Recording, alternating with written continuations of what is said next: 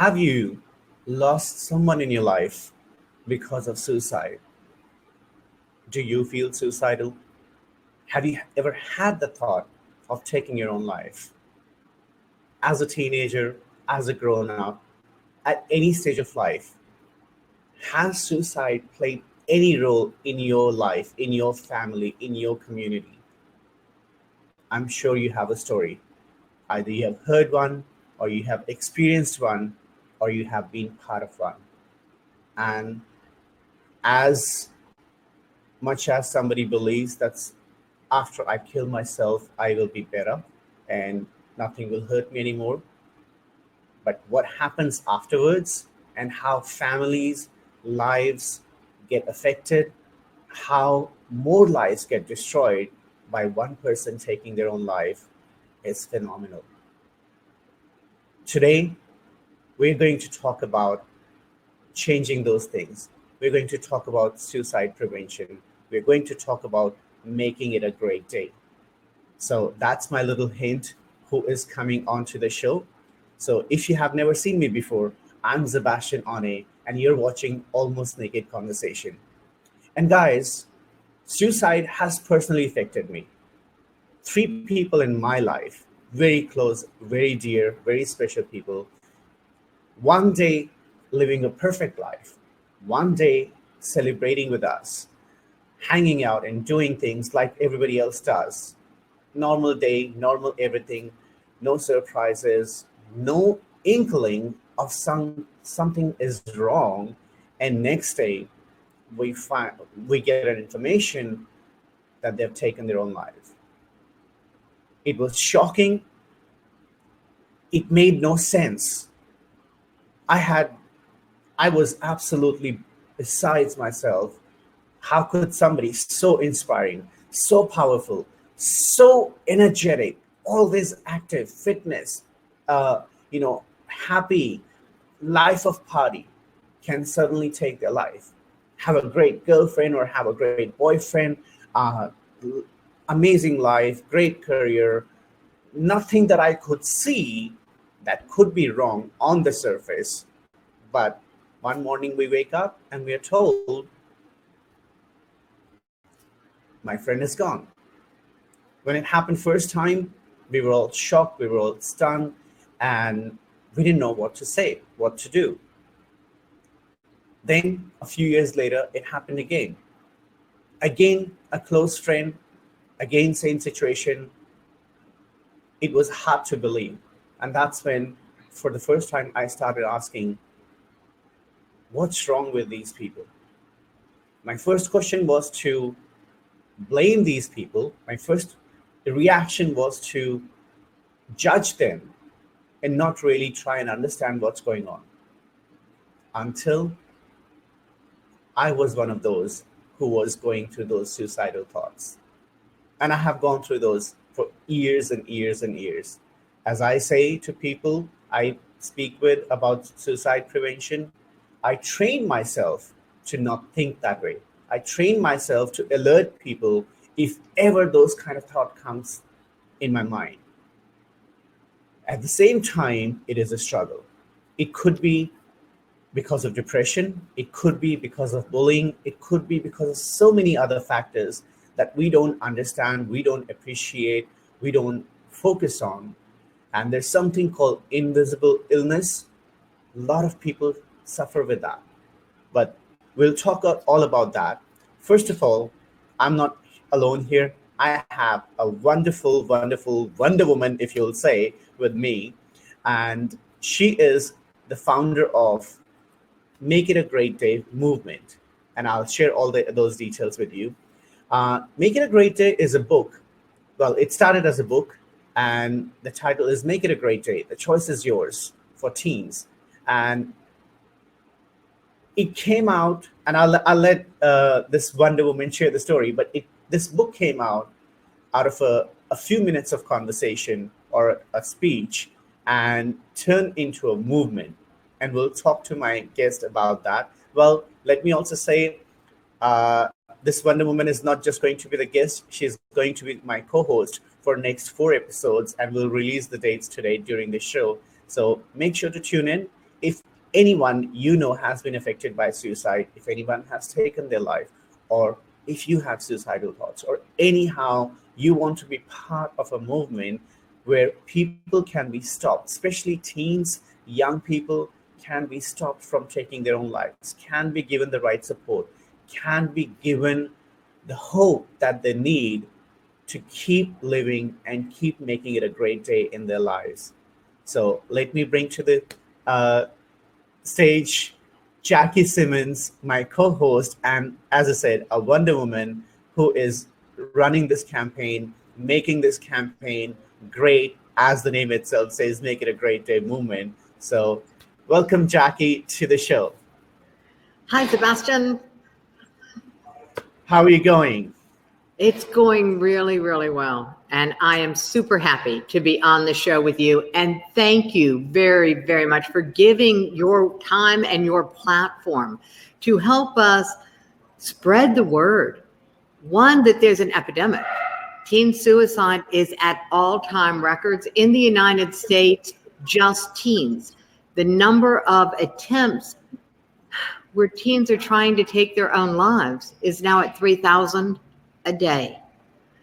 Yeah. And when I heard that statistic, that's what changed everything. And as you know, I had a book of inspiring stories for teens that we had been working on. That one statistic, what happened after that statistic, and I'll share the story in a minute, changed the focus of a book of inspirational stories to a book about teen suicide prevention. And the title didn't change. Make it a great day. The choice is yours. Why? Because it is about remembering that you have choices. It's about not getting stuck just because you have a thought that things are hopeless, not getting stuck there. By knowing that you have choices, you don't get stuck. So this is one place where we are breaking a pattern that is stealing a generation from us. Absolutely. And not just stealing the generation. And what people don't realize is the statistics that we have are still statistics that we know. Mm-hmm. There is much more going on. There is much more that happens, and there is so much more at risk. The youth, the mindset, the environment is such that there is not enough support. I know there are movements, I know there are helplines, but it is not enough. We need to do a lot more. So first of all, thank you for actually starting a movement that is, it's beyond borders. It's beyond one place or one city or one country. And it is something that is already making tides and already creating a ripple worldwide. So I think you and I connecting is one of the great examples. I'm here in Australia, you're in United States, and we're talking about this. So first of all, I want the audience to know who you are, what you do. So if you can take a moment and let them know a little bit about yourselves. Oh, well, thank you. So I'm Jackie Simmons. I'm known as a brain retrainer, meaning that I help people break through their limiting beliefs and wrap a business around what they're good at. And as fun as that is, I hold 3-day in-person events and help you tell your story in a way that's clear, concise, and compelling. And it was at my 3-day event when people were giving their 7-minute main message talk for feedback, and it was being videotaped, that the startling statistic of 3,000 a day, 3,000 teenagers attempt to take their own lives every day in the United States. That's where that first came into my awareness.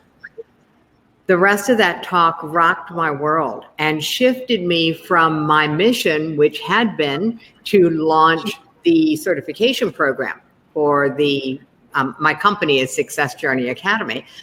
And the specific style of brain retraining that has been created by my 30 plus years of study and working through my own depression, working through the other things that can happen in the world as we experience growth, especially as an entrepreneur, so many things can come up for us.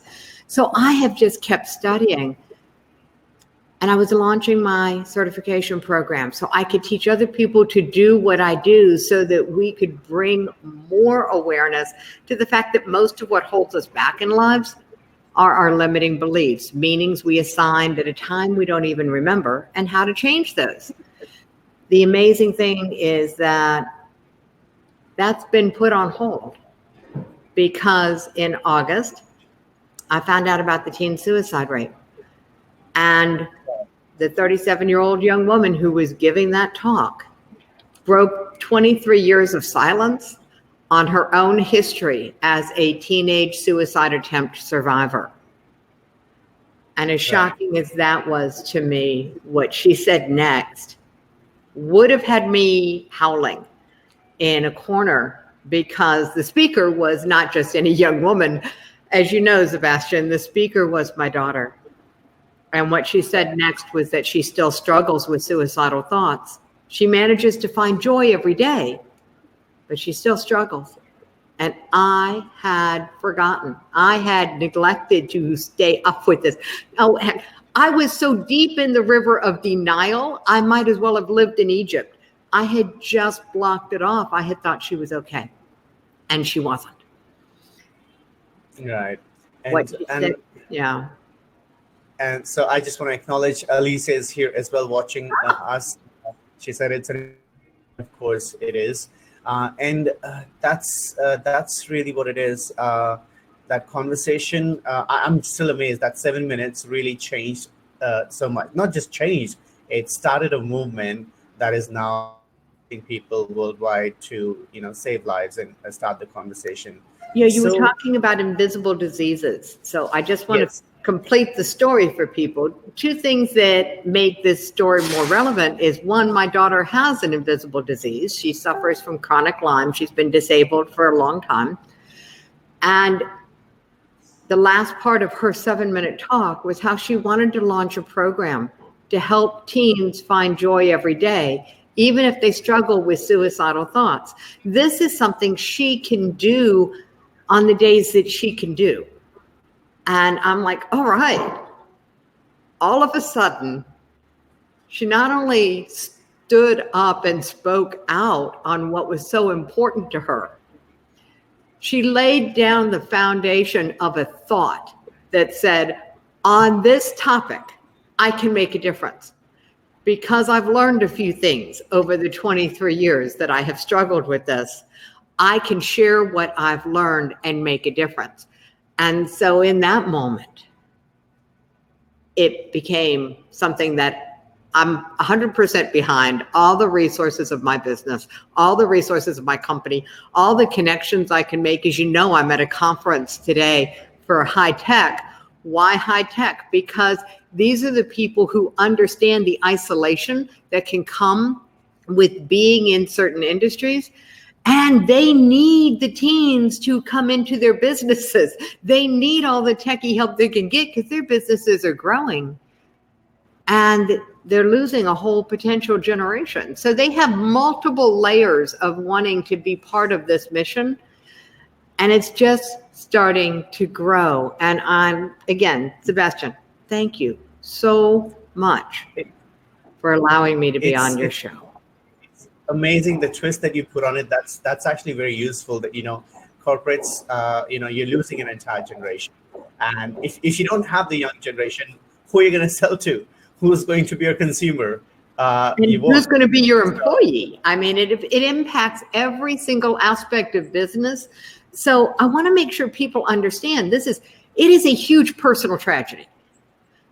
And it's a personal tragedy whether the child completes suicide or whether they survive the attempt. It doesn't matter. As a parent of suicidal teens, I will tell you, it is an invisible jail no matter what the outcome is. It's a tragedy. Absolutely. But it's a tragedy for more than the family. Absolutely. So I just want to read out a couple of comments. So Sanjit says suicide prevention needs to be, there should be more awareness on suicide prevention, and people should know about this campaign. And Robin Calderwood is agreeing with us. I had the opportunity to meet Robin earlier today, We had a little good conversation and introduced each other, and shared our own stories. And that's what it is about. Talking to each other, spreading the word, and supporting each other in any way you can. So as you were talking about your daughter and the entire situation, I want to ask one thing. Did you know until she spoke, did you know what was going on? Did you know what she was struggling with? Or how much did you know? When she was 14 and this nightmare started, I knew. I mean, we did everything. We did counseling, we did therapy, we did medication, we did interventions, we did safety contracts, and eventually we did hospitalizations. So yes, I knew. I'd also managed to forget, put it in a box, put it on a shelf. It's all done. That chapter is over. And that's because of the legacy of growing up in a household where you don't air your dirty laundry in public. That legacy cost me dearly. That legacy of you don't talk about it is what prevented me from keeping an awareness that my daughter was still struggling.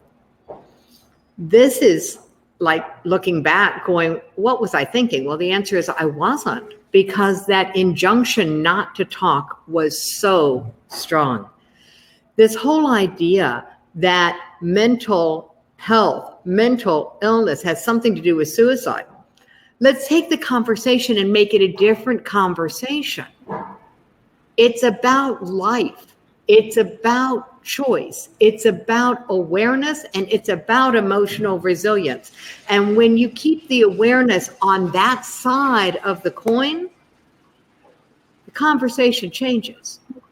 Now we have something we can work on. It's not nebulous. It's not needing an expert. Now, yes, there are times where you need an expert, but our whole mission is not about at-risk youth that have been identified and that need counseling, therapy, and medication. This is about all youth. It's about helping them understand that suicidal thoughts are normal. Getting stuck in them is not. Making a plan of action is not. Taking action is not. That is exactly it. People are focusing on, and which is a great thing, people who have been diagnosed, people who have been recognized to have these ailments. But there are people, especially the youth, who has not spoken to anyone yet, who has not told anyone yet, who doesn't even realize themselves that they are going through something that is risky for them. They're just questioning, why am I feeling this way? They're just questioning, everybody hates me. They're just working with an idea. Yeah, I mean, Sebastian, what's so different when we're dealing with this, especially at the teenage age, teenage and younger, we're dealing with people who cannot, because their prefrontal cortex is not fully developed yet. They can't even ask the question, why am I thinking this? All they can do is think it. And if they come from a time and a place and a family and a culture like I did that said, don't talk about it, they're afraid of it. They're afraid of what other people will say. They're afraid of being told that they're crazy. They are afraid, they're afraid, they're afraid. What do we know about fear? It makes you focus on what you don't want more of, and you get more of what you don't want. And so that's the biggest challenge, is our society is set up to magnify the problem. It doesn't even have to be a problem. So the hashtag, start the conversation, talk. What do we know? Teens don't know how to do that. That's why the book. And I got real pushback on this book.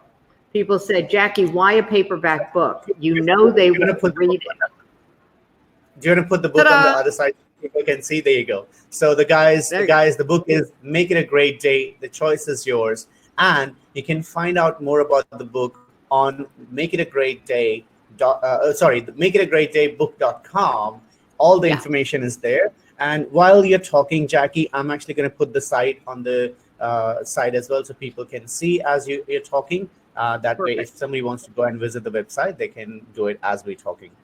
Go ahead.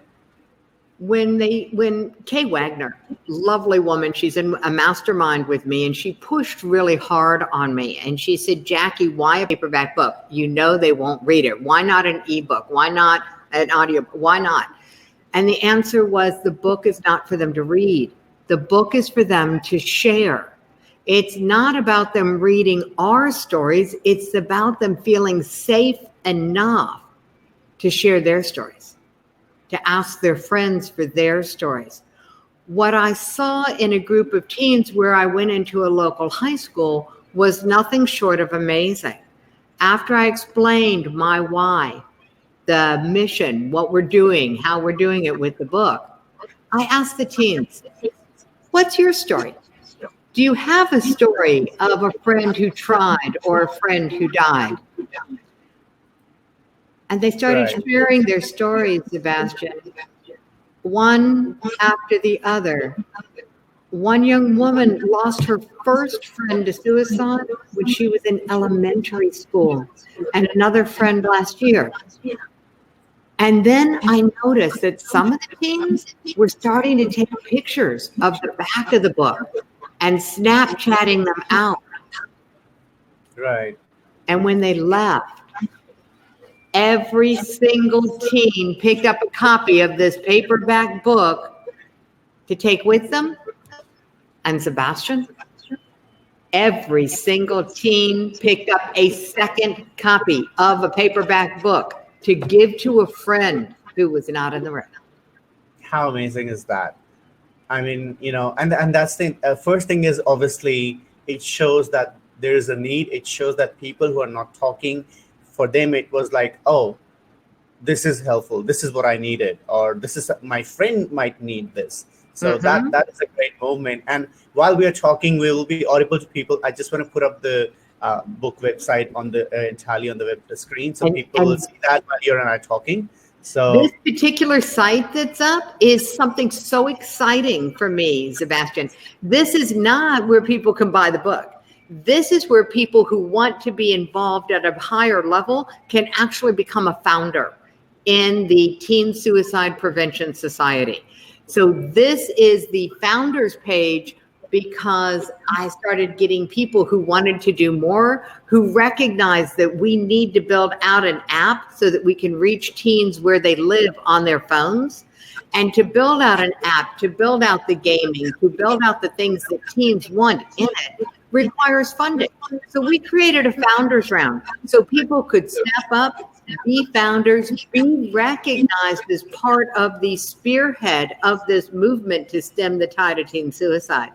So it is lovely that you put that site up, because that came about because people wanted to do more. I could not have asked for anything more amazing than for people to say, yes, I want to do more. And Absolutely. So that was just delightful. So anyone who wants to do more, that particular page is up at it's STEM, STEM, STEM the Tide of teensuicide.com. And all of the information is there about the founders. And that's just so critical to my heart. The book site, if we can get that up for people, I have some exciting news about it, Sebastian. Something Absolutely. really, really amazing just has been happening in the last 2 weeks that I cannot wait to share with everybody. So when you get the site up, I'll be able to, it'll make I want to yeah. do that. I want to quickly take a question. So some people suffering through those conditions, and through it's funny and it's interesting that a lot of people actually don't know there are signs, and also sometimes there are no signs. So how do we? I think the most important question here is, how do we start the conversation? Right? You got it, because for all that the Center for Disease Control has put up a whole page of all of these informations about signs to look for, the bottom line is you don't want to be going around looking for signs. All you're doing is depriving yourself of joy, because it puts you in this state of hypervigilance around your friends and family. That's the opposite of helpful. As a brain retrainer, I get that what you focus on, you get more of, and the last thing you want is more worry, anxiety, and for your friends to be worried and anxious. So I have a better idea, or I have another idea for them to test out. It's what you said. It's start the conversation. So that's the hashtag of the mission. That's one. Hashtag start the conversation. Hashtag break the silence. That's what my daughter did. She broke 23 years of silence and made it possible for me to do what I can do to help. Because what I know is that if over 3,000 teens are attempting to take their own lives, over 6,000 parents are living in hell. They are living their worst nightmare. Whether they have lost their child, which is just unthinkable, or whether they know now that their child is at risk, because the most prevalent sign, indicator of someone attempting suicide is a previous attempt at suicide. So I spent so many years in what I now call the watchful waiting, this invisible jail, chronic uncertainty. And I don't want any other parent to have to live that way. It is not the deal we signed up for when we gave birth. The last thing we ever expected was that we would have to worry about them taking their own lives. So for any parent who's living in that, please, please, please, please go to the site, shoot a note, send us an email, let us send you a book. I have people who have stepped up and sponsored books. So I have books. Tell me how to help you, because if you can start the conversation with your teen, with your neighbors, just share the stories. Some of these stories are, okay, I'm going to give you a warning. Some of these stories are pretty raw. Some of these stories are pretty real. You want reality TV? You want to read reality book. Right. So before we do that, I want to just give a little disclaimer. First of all, anything that we're discussing, any of the content, Facebook is not responsible for the content that we are sharing right now, as well as topic that we're talking can be triggering for some people. So if you struggle with suicidal thoughts, if anything that we're discussing is causing any kind of trigger for you, we ask you to find support and contact somebody who can look after you. Make sure that you're not alone, and make sure that you're protecting yourself before you watch the show. As well as, if this show can help somebody, if this talk can help somebody, please let them know and get them involved. And Jackie, speaking of involvement, how can people get involved with the book, with the movement, with starting the conversation? How can people be part of this and spread the word out there? The first thing they can do is just start a conversation. They don't need anything. They don't have to go to a website. They don't have to buy anything. It doesn't cost anything. It is absolutely free. And the first thing to do before you even open your mouth is wrap somebody up in a hug. 30-second hugs. Ask for 30-second hugs. Why? Because if you ask for 30 seconds, you might get 20. And we know that 20 seconds is enough for the body chemistry to change. It's that fast that you can help someone change their emotional state and maybe change their life. And yes, thank you for the disclaimer. I want to be really, really clear. Yeah. Oh, I see. There are things going up. The stress goes down automatically with a hug. It doesn't go down automatically necessarily, Sanjit, with a conversation, because we're not skilled at how to start conversations yet, but it will. It's going to take some time. Sometimes it's not always the first attempt at a conversation with a teenager, trust me, raise 3, that gets them to actually open up. As importantly, the second way to get involved is to go to the makeitagreatdaybook.com site. Get a book. You buy a book, we give 2 books to teens for free. Have the book in the house. Let the book be a conversation starter. There's a chapter in here that's got brain puzzles in it. There's a chapter in here called Even with Dog Turds. Yeah, I mean, some of these stories are just about the way life really is. And some of them are fun. I want to repeat that for the audience that, when you buy one book, you're actually helping two other people.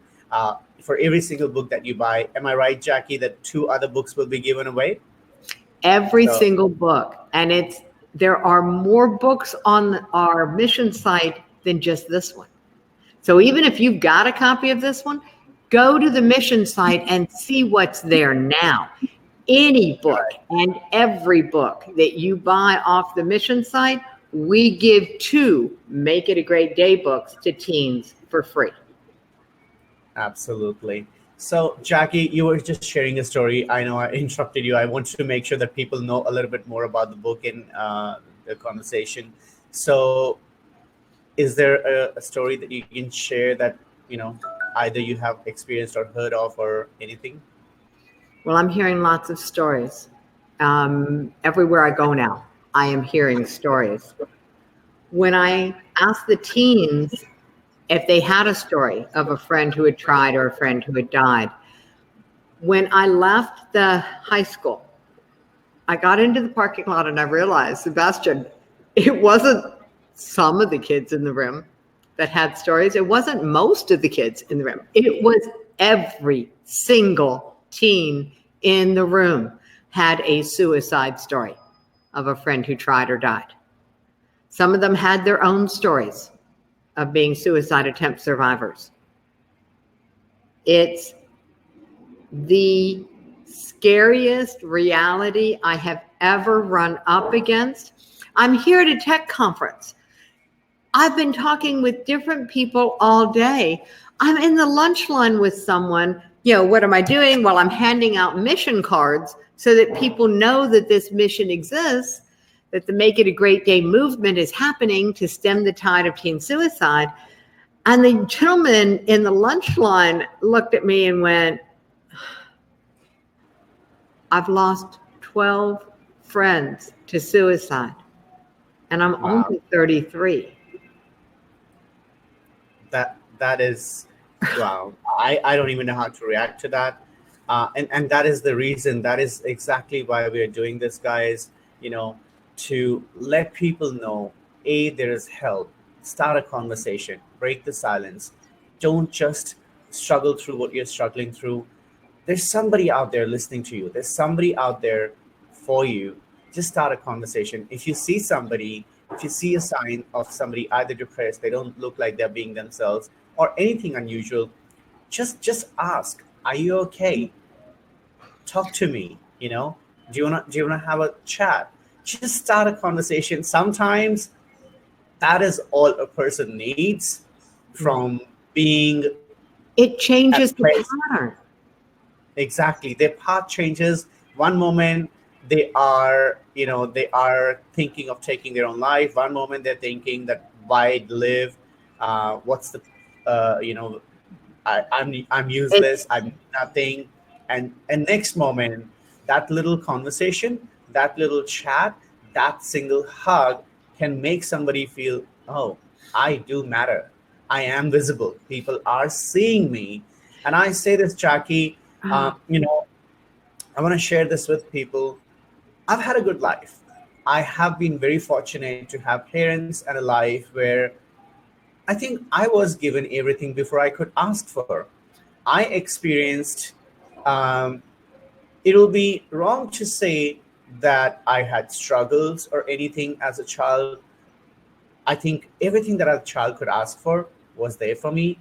I had happiness. I had loving parents, very supportive, very open minded. When I came out to them at a very young age, they didn't they didn't even blink an eye. They were like, okay, so what? And yeah. when I told them I was different, so what? And they said, well, we'll tell you what's not different. You're still going to be our child. Okay, until yesterday we called you our son. Now you want to not be called son or a daughter, so you are still our child. Doesn't matter how you identify yourself. Doesn't matter what your gender is to you or anybody. What matters is that you still are your parents, and we still love you. So that's how it begins. But at the same time, having all that support, having all those, everything that I needed in life, something was missing, something was wrong, and I wasn't telling anyone. And it wasn't circumstantial. It wasn't something happening around me. I just Mm-hmm. was going through something that I didn't realize. Um, on the most happy day, I would still be sad inside. On one hand, I'm the life of the party. On other hand, I just wanted to end it all. I just didn't understand why. I just couldn't take it anymore. But the question was, I didn't know what I couldn't take. I did not Mm-hmm. know what is it that I want to end. I did not know what is it that I wanted to stop. I just knew it needed to stop.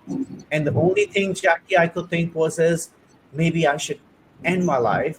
Maybe this should be over. Maybe this is the only way I'll stop feeling this way. And and this was from the age of 13. When I was Mm-hmm. still a teenager. I just literally entered my teen, and since then, and on one hand, I'm doing really well with my friends, with my family. I am Mm-hmm. popular. I'm one of those kids who's loved by everybody. I was the cute little boy everybody loved. On the other hand, as much as I enjoyed that attention, inside me, I was saying, "You don't know me. You don't know what I'm going through." I wasn't talking to anyone, but that's what I Mm-hmm. was doing. I was constantly just saying, "You have no idea how I feel. You have no idea." And if somebody had said, "Hey, kid, are you okay?" I would have cried. It's making me teary right now, Jackie. I would have cried. I would have said, "No, I'm not okay. No, I don't feel great. I feel like crap. I don't know why I exist." Oh God, I'm getting emotional now. So that's how I felt. That is exactly what was going on in my mind. And I could not find a reason to blame someone, whether it's my parents, whether it's my life. Everything was great. And it's crazy making. It's bad enough when you can point to something and say, this was bad. When you can't point to anything, they have lots of names for this in this psychiatric world, which we don't go into. I certainly don't go into. I'm not qualified. My whole experience in that genre is as my own depression, my own coming through 2 bouts of clinical depression and desperately seeking a cure because Western medicine could get me stable, but they didn't talk in terms of a cure. Eastern medicine, when I studied that and became an Eastern healing arts practitioner, they still did not talk in terms of a cure. Both of those things are really, really good and useful, but they don't have permanent cure in their vocabulary. And I wanted a permanent cure. And that's how I ended up in my industry and with what I do now and for my business. This, of course, plays into this whole conversation about teens and suicide. And I want to make a point because this is really important to me. You could have a conversation. You can start a conversation. You can do everything that you can think of to do to help interrupt someone's pattern, and you still might get the phone call. You still might wake up and go to school and find out that the person you were talking to last night is never coming back to school. This is a big deal. It's not your fault either. There is no fault. And as soon as we stop looking for a fault, we can start focusing on a cure.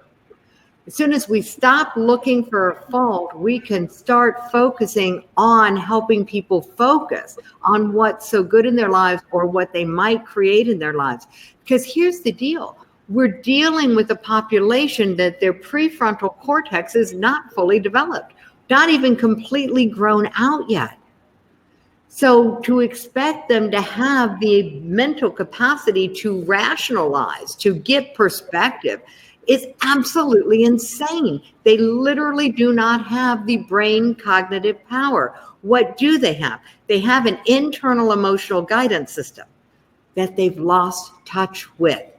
The problem is not a mental health issue. The problem is an emotional guidance system interruption. There's too much static on the line. They can't hear their gut anymore.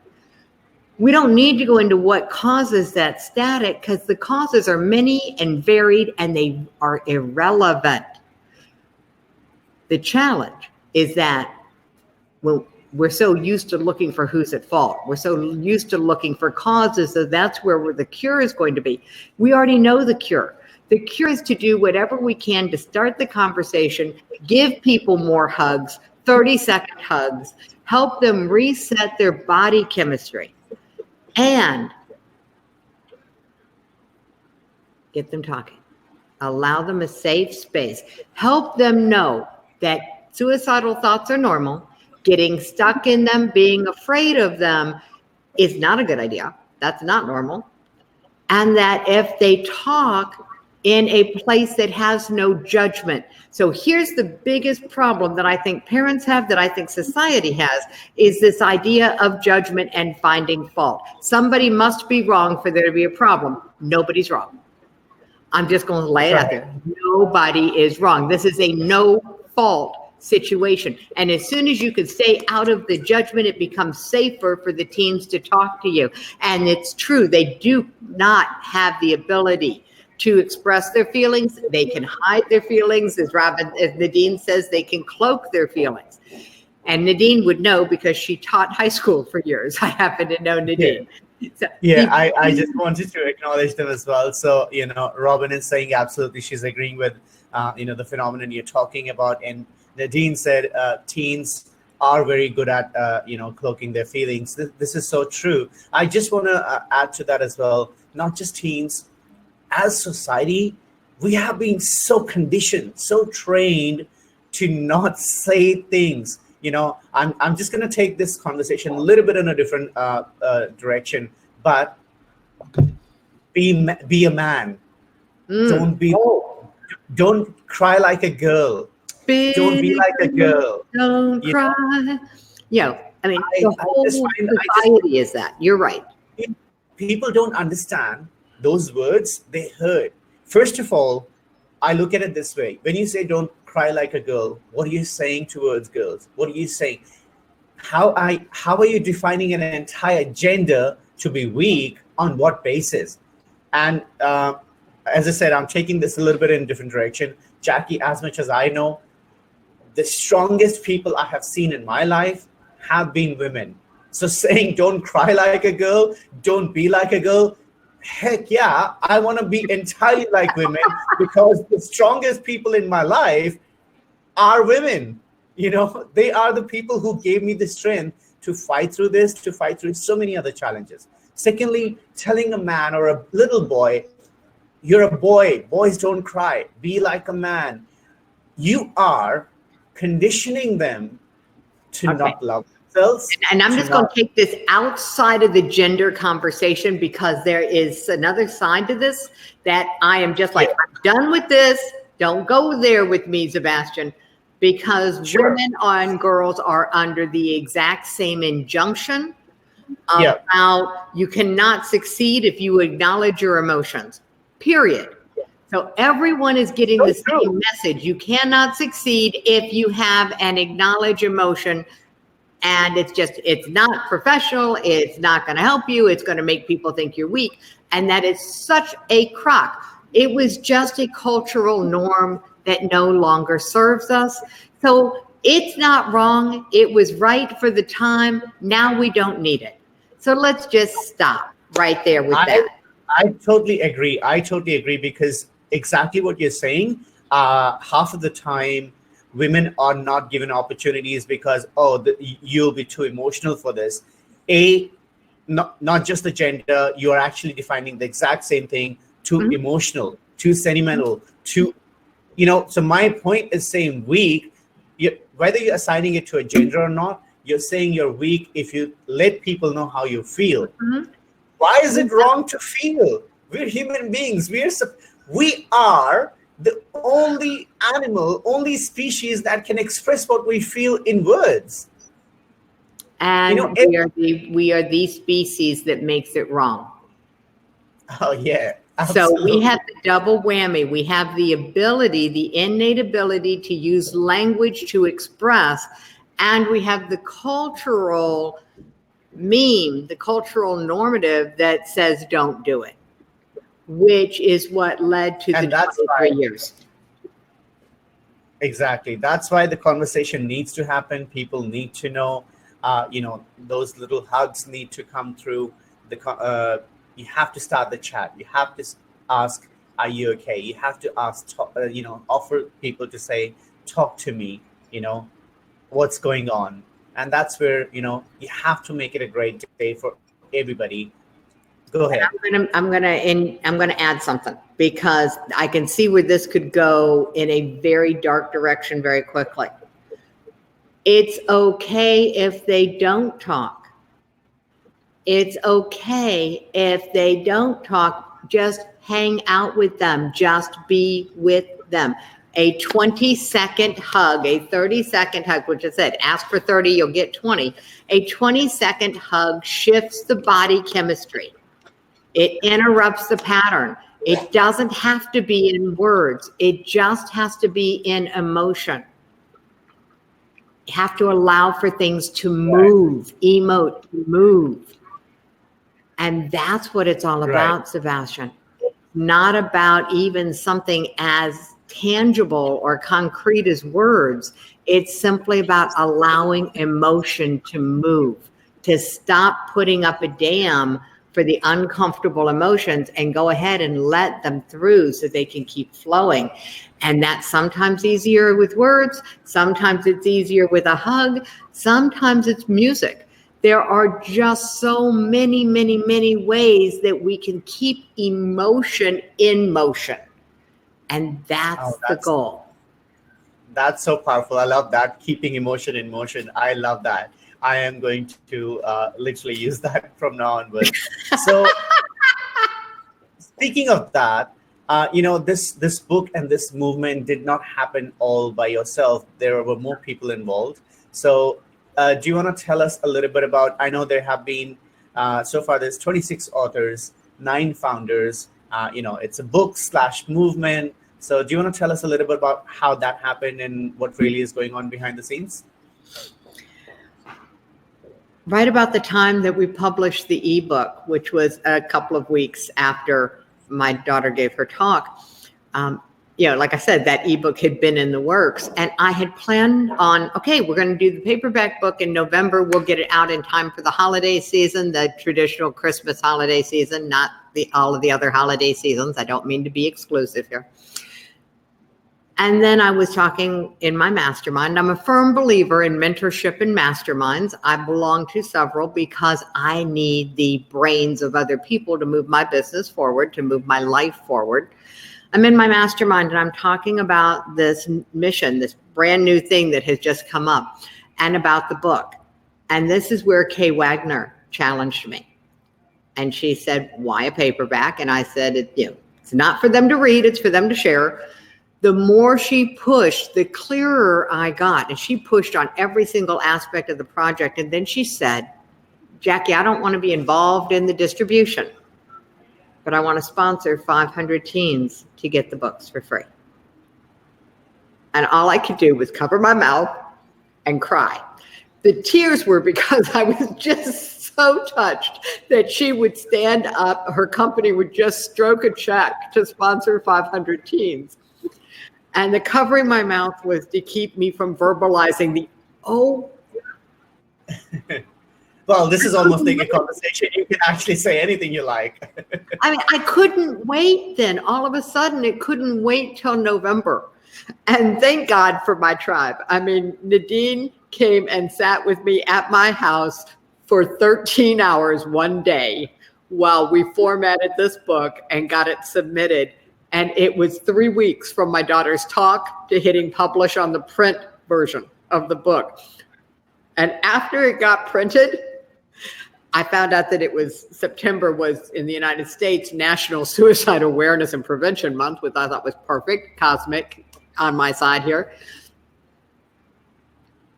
But what really hit me, Sebastian, was the idea that at 3,000 teens attempting to take their lives every day, what the fuck was I thinking that I could wait till November? I mean, I started counting how many days that would have been before this movement got traction. And I'm like, what was I thinking? My God, we can't wait. This cannot wait. Don't wait till tomorrow. This is where you want to get involved now. Don't wait to start a conversation. Don't wait to share the mission site. Don't wait to share the founder site. Do it now. We've got 3,000 teens a day who cannot afford for you to wait. They couldn't afford for me to wait. I'll own that. Absolutely. So that's what's been going on in the background. Thank you for being so raw and honest. That's exactly why we're doing this. That's exactly why I connected with you and we got involved as well, because I said I want to help, and I have this platform, I have this resource where we can spread the word. But as you said, don't wait to spread the word. Don't wait to do something that you have resources for. Just start a conversation. Just give a hug. Just be ready, and just those 5 minutes with someone practically change or save their life. Somebody who's not telling you, somebody who might not even recognize themselves what they're going through, that little 5 minute of hanging out with them, having a little conversation with them, giving them a hug, just looking at them kindly could change everything for them. And it's going to change the culture. It's going to change the society. It's going to change them when they grow up. That's what they'll give forward. That's what they will create in their families. So it is very important to do that. And so Jackie, I just want to ask, we're running out of time. I just want to ask, how can people get involved? I know we want them to do what they can, even if they can't get involved, but how can they get involved with you, with the movement, if they want to be a part of this? On Facebook, Make a Difference Book Launch Lounge. Anyone who wants to just be involved in the movement and find out what's going on, I post in that group on Facebook. So I know there's a lot of people watching this through Facebook, and they're watching it on other platforms as well. So Make a Difference Book Launch Lounge. And there's a history of that group, but yeah, that's where they can get involved on that level. They can go to the mission site, makeitagreatdaybook.com, and they can see the other books, the other authors. Oh my God. People say, Jackie, it's about bullying, especially cyberbullying. Got you covered. Jennifer Hancock wrote a book called The Bully Vaccine. It's on the mission site. Get a copy of The Bully Vaccine. If you believe that's something that people around you or your teens are struggling with, get that book. And you buy that book, we'll give 2 of these to a teen for free. And that's one thing I want to keep highlighting and keep reminding people.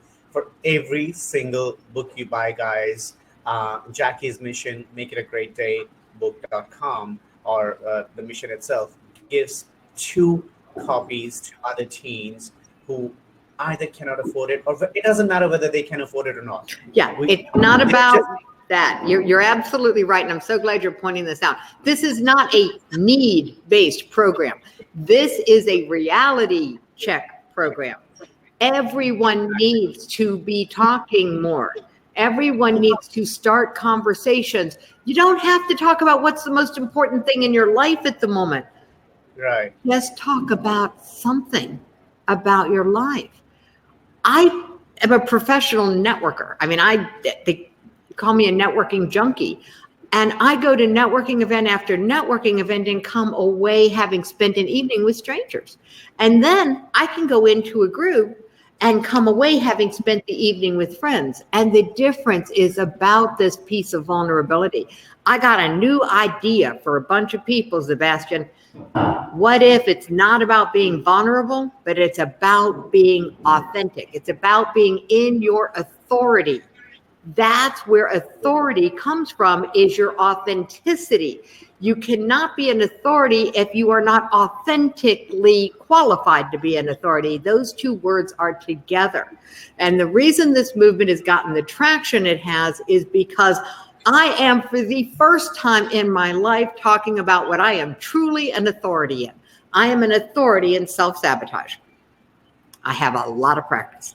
I am an authority in what it's like to live with chronic uncertainty in that invisible jail of watchful waiting, of being the parent of a suicidal teen, actually to suicidal teens.